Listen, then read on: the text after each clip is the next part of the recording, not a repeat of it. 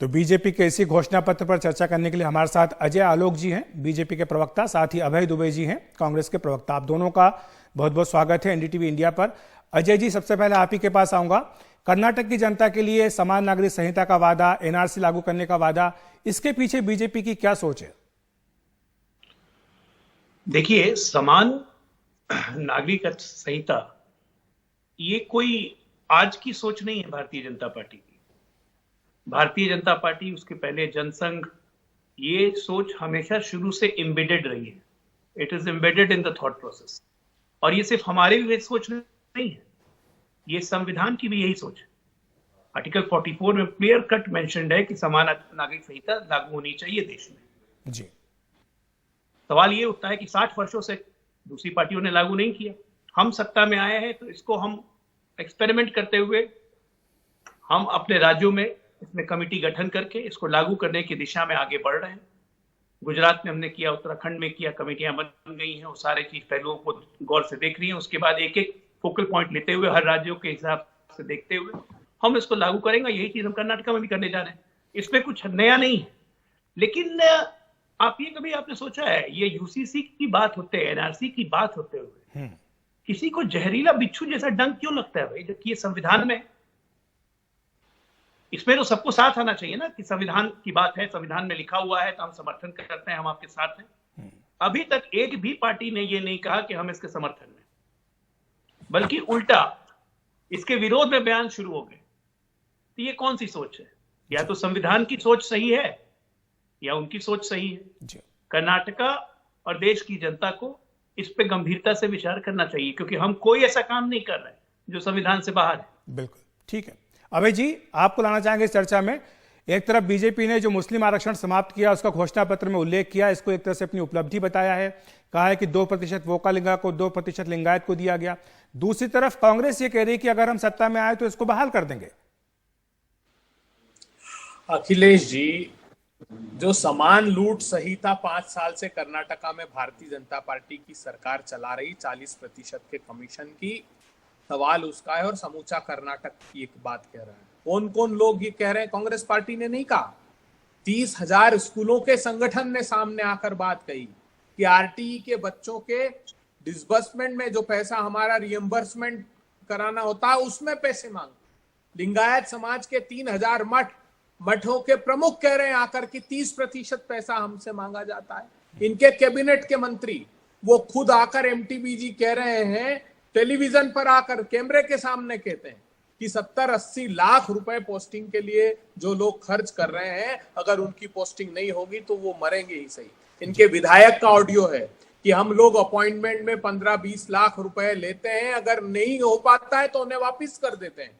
उसकी जांच चल रही है। तो प्रत्येक स्तर पर 40% के कमीशन का भीषणतम भ्रष्टाचार। इनको तो छोड़िए, इनका कार्यकर्ता संतोष पाटिल, वो प्रधानमंत्री जी को चिट्ठी लिखता रहा, प्रधानमंत्री जी मेरे जैसे छोटे से कार्यकर्ता से 40% कमीशन मांग रहे हैं। एक बसवराज ठेकेदार है, उसने कहा मैंने कोविड के क्राइसिस में इस मुद्दे पर बात करेंगे, लेकिन जो सवाल था मुस्लिम आरक्षण को लेकर, समान नागरिक संहिता को लेकर, क्या कांग्रेस पार्टी इस पर स्टैंड क्या है? समान नागरिक संहिता को लेकर जो बीजेपी ने वादा किया है कर्नाटक, दोनों पर देश की जनता को, अखिलेश जी मूर्धन्य पत्रकार है, उनके शो में ये ज्ञात होना चाहिए। सुप्रीम कोर्ट में ये सॉलिसिटर जनरल जो कर्नाटक की तरफ से इनके वकील थे, उन्होंने क्या कहा सुप्रीम कोर्ट को? उन्होंने कहा साहब ये कंटिन्यू रखिए मुस्लिम आरक्षण 4% का। चौथी पेशी पर भी उन्होंने रिप्लाई फाइल नहीं किया और कहा 9 मई के बाद मैं फाइल करूंगा ताकि कर्नाटक के चुनाव निपट जाए, तब तक की आंखों में धूल झोंकेंगे। जो समान नागरिक संहिता है उसका सच भी जान लीजिए। इन्होंने 17 जून 2016 को 21वें लॉ कमीशन को कहा कि इसकी फाइंडिंग्स निकालिए। वो लॉ कमीशन 2018 में कहता है इसकी कोई आवश्यकता नहीं। नया लॉ कमीशन बनाते हैं 2020 में, उसके अध्यक्ष की नियुक्ति नहीं करते 2 साल तक। उसका कार्यकाल जब फरवरी में खत्म होने वाला होता है 2023 के, उसके कुछ दिन पहले अपॉइंटमेंट करते हैं। अभी कार्यकाल बढ़ाया तो ये सिर्फ चुनावी लॉलीपॉप देने की बात करते हैं। हिंदू समुदाय का उससे कोई सरोकार नहीं। मुझे बता दीजिए, अगर मैरिज का, इनहेरिटेंस का, एडॉप्शन का ये इशू सेटल होते हैं तो ये मुस्लिम समुदाय के, हिंदू समुदाय को ये बात ध्यान रखनी चाहिए। एनआरसी पर लोकसभा में जवाब दिया कि ऐसी कोई नीति नहीं हम एनआरसी लागू करें देश भर में। दूसरी बात बता दूं, इन्होंने झूठ बोला असम में, इन्होंने कहा था कि हम सारे बांग्लादेशियों को 30 लाख लोगों को खदेड़ देंगे। बांग्लादेश के विदेश मंत्री आए, उन्होंने कहा साहब मुझसे आज तक कोई ऐसी बात नहीं की कि हम फोर्सफुली पुश कर देंगे। तो ये सिर्फ अगर वेस्ट बंगाल जाएंगे तो कहेंगे एनआरसी करेंगे चुनाव के समय। क्या हुआ वेस्ट बंगाल के चुनाव को? ठीक है अभय जी, अजय जी के पास जाना चाहेंगे। अजय जी, आपने सुना कह रहे हैं कि ये केवल चुनावी लॉलीपॉप है, सरकार इसको लेकर गंभीर नहीं है, चाहे वो समान नागरिक संहिता का मुद्दा हो या फिर एनआरसी का मुद्दा हो। अखिलेश जी, आप देखिए गंभीरता कितनी है। जब आपने सवाल पूछा एनआरसी सीए तो ये चले गए भ्रष्टाचार पे। जब आप इनको वापस वहां घुमा के लाए कि नहीं पहले इस पे क्या स्टैंड है, तो अपना स्टैंड नहीं बताया। 2016 से हम क्या क्या कर रहे हैं वो बताना शुरू कर दिया, लेकिन हमने 4 राज्यों में से लागू कर दिया, वो बोलते हुए इनकी जबान में दही जम गया। क्या लागू कर दिया? अभी भी नहीं बता रहे कि इनका स्टैंड क्या है एनआरसी सीए पे, इनका क्या स्टैंड है यूसीसी पे, यूनिफॉर्म सिविल कोड पे, जिसपे संविधान में मेंशन्ड है। बीच में मत बोलिए, बीच में बोलने का क्या फायदा। नहीं, समिति बनाई है उत्तराखंड में, जिसकी रिपोर्ट अभी 2 महीने में आने वाली है। अजय जी, अखिलेश जी, इससे मुझे बताइए कि एक मिनट हिंदू समाज को अभय जी अजय जी को अपनी बात पूरी करने दे। जी अजय जी। हाँ अखिलेश जी, मैं आपसे एक सामान्य ज्ञान का प्रश्न पूछता हूं। इस देश के उस प्रधानमंत्री का नाम बताइए जिसने भरी सभा में कहा था कि मेरे यहाँ 85% का भ्रष्टाचार है, मैं 1 रुपया भेजता हूं, 15 पैसा पहुंचता है, 85 पैसा खत्म हो जाता है। किसका एडमिशन था? बिल्कुल, ये तो बीजेपी लगातार इस मुद्दे को उठा रही है। जी, का नाम बताइए, देश के दूसरे प्रधानमंत्री का नाम बताइए कि जब भ्रष्टाचार के आरोप लगे तो वो कहे कि कोalition सरकार चलाने के लिए सहयोगियों की बात माननी पड़ती है, कॉम्प्रोमाइजेस करने पड़ते हैं। तो ये बिहार में कहावत है, छलनी दुल्हन सूप के। ये हमें ज्ञान दे रहे हैं 40% कमीशन का, जो खुद एडमिशन करता है कि हम 85% कमीशन करते थे। प्रधानमंत्री का एडमिशन होता है कि हम सहयोगियों को करप्शन करने देते हैं। एक 40% की बात नहीं है, एक नैरेटिव क्रिएट करने की बात है, जो ये कभी सक्सीड नहीं कर पाएंगे, क्योंकि C for Congress and C for corruption and C for communalism. ठीक है, लेकिन अजय जी दूसरा मुद्दा भी है जो घोषणा पत्र में आज आया है सामने, कि बीजेपी लगातार कांग्रेस पर कह रही है कि ये रेवड़ी कल्चर है, लोक लुभावन वादे भी कांग्रेस पार्टी कर रही है। लेकिन बीजेपी का जो मैनिफेस्टो उठा के देखा तो वहां भी इस तरह के वादों की झड़ी लगी हुई है, तो इसको आप कैसे जस्टिफाई करेंगे? देखिए, रेवड़ी होती है 200 यूनिट बिजली फ्री, रेवड़ी होती है बेरोजगार को आप रोजगार नहीं दे रहे हैं लेकिन बेरोजगारी भत्ता दे रहे हैं 2500 3000, ये होती है रेवड़ी। एम्पावर्ड करना, एम्पावरमेंट करना रेवड़ी नहीं होती है।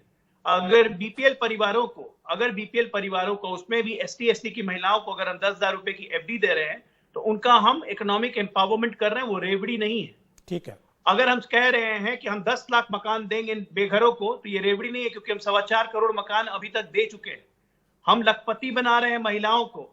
इस पूरे बजट का अगर आप फोकस देखिएगा तो ये अक्षर से शुरू होता है जी। अन्न, सबसे पहला पेट, उसके बाद अक्षर मतलब शिक्षा, और उसके बाद आरोग्य मतलब स्वास्थ्य, और 6 एड्स को हमने प्राथमिकता दी। अजय जी माफी चाहता हूं, समय की बहुत कमी है। मैं अभय जी के पास संक्षेप में, अभय जी आप इसका जवाब दे दीजिए 30 सेकंड में, इसके बाद हम प्रोग्राम खत्म करेंगे। जी देखिए, ये झूठ बोलते हैं तो आवाज भारी रखते हैं। यही तो जुमले दिए थे उत्तर प्रदेश में, कहा गृह मंत्री जी ने, अमित शाह साहब ने, कि भाइयों बहनों यूपी का चुनाव जिताओ, होली आने वाली, गैस का सिलेंडर फ्री, दिवाली पर फ्री। दिवाला निकाल दिया साहब, 400 रुपए का 1000 रुपए के पार कर दिया। 60-70 रुपए का दाल और तेल निकाल दिया लोगों का, 200 रुपए के पार कर दिया। पेट्रोल डीजल 100 रुपए के पार कर दिया। जीना दूभर कर दिया कर्नाटका की जनता। सबक सिखाएगी और पराभव प्रारंभ होगा कर्नाटका से, याद रखिएगा। जितने आंसू बहा रहे हैं ना आप लोग कर्नाटका में जाकर कि हमारे साथ अभद्रता कर दी, जो 5 साल आपने अभद्रता की है, 40% कमीशन खोरी की, उसका सबक कर्नाटका की जनता सिखाएगी। जी अभय जी माफी चाहता हूं। अभय जी, अजय जी, समय मेरे पास इतना ही है। आप दोनों का बहुत बहुत धन्यवाद हमारे साथ जुड़ने के लिए, समझाने के लिए कि आज बीजेपी का जो घोषणा पत्र आया है उसके इन तमाम वादों का आखिर क्या सियासी मतलब है।